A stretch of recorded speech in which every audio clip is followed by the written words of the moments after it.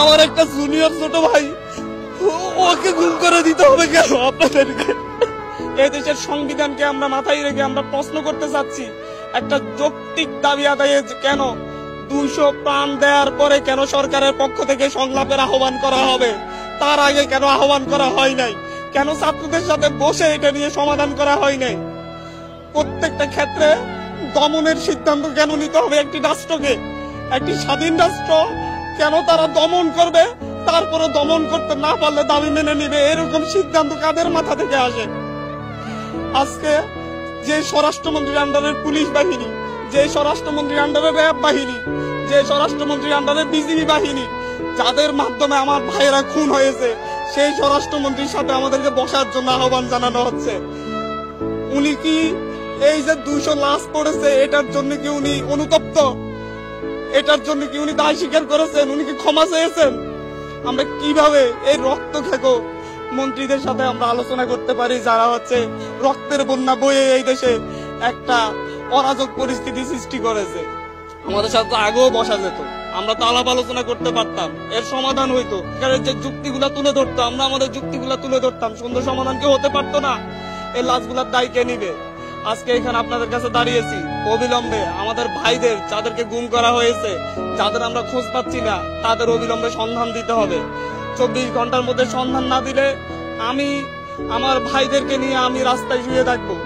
আমরা আমাদের ভাইদের খোঁজ না পাওয়া পর্যন্ত প্রয়োজন আমাদেরকেও গুম করে নিয়ে যান। আমরা কেন বাইরে থেকে কান্না করব? আমাদের ভাইদেরকে ক্যাম্পাসে রেসিডেন্সিয়ালের একটা 16-17 বছরের ছেলেকে গুলি করে মেরে বেড়া হয়েছে। পুলিশ বাহিনীর সাথে, র্যাবের সাথে, ডিজিএফআই এর সাথে লাঠি নিয়ে, অস্ত্র শস্ত্র নিয়ে সাদা পোশাকে ছাত্রলীগ যুবলীগ কেন হামলা করবে? বাংলাদেশের পুলিশ বাহিনী, বিজিবি এরা কি এতটা অপদার্থ হয়ে গিয়েছে যে আপনাদের সশস্ত্র গুন্ডা বাহিনীকে লাগবে আমাদের ভাইদেরকে নিধন করার জন্য? আমি আজকে সকালে পত্রিকা পড়তেছিলাম, পত্রিকায় দেখলাম যে বিভিন্ন মন্ত্রীরা, ক্ষমতাসীন দলের বিভিন্ন নেতারা হুমকি দিচ্ছেন এরপরে যদি আন্দোলন না থামে ওনারা দমন করবেন। ওনারা ছাত্র আন্দোলন দমন করার চিন্তা করেন। ওনারা ভুলে যাচ্ছেন 1952 সালে দমন করতে গিয়ে পাকিস্তানি হানাদাররা ব্যর্থ হয়েছে, 69-এ ব্যর্থ হয়েছে, 64-তে ব্যর্থ হয়েছে, 66-তে ব্যর্থ হয়েছে। ওনারা কিভাবে সফল হবে? নিজে আতঙ্কিত।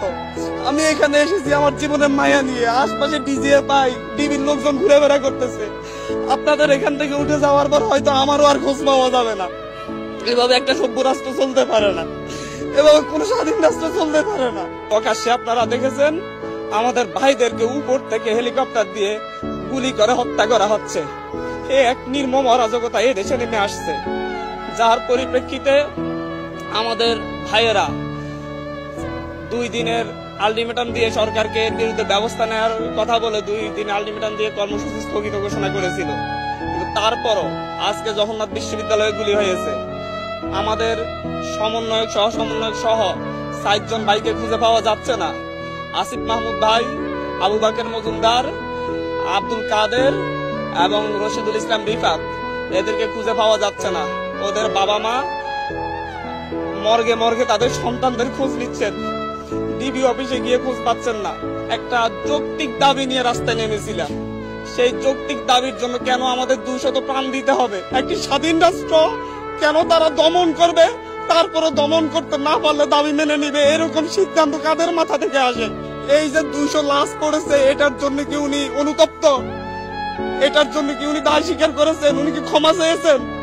আমরা কিভাবে এই রক্ত খেকো মন্ত্রীদের সাথে আমরা আলোচনা করতে পারি, যারা হচ্ছে রক্তের বন্যা বয়ে এই দেশে একটা অরাজক পরিস্থিতি সৃষ্টি করেছে?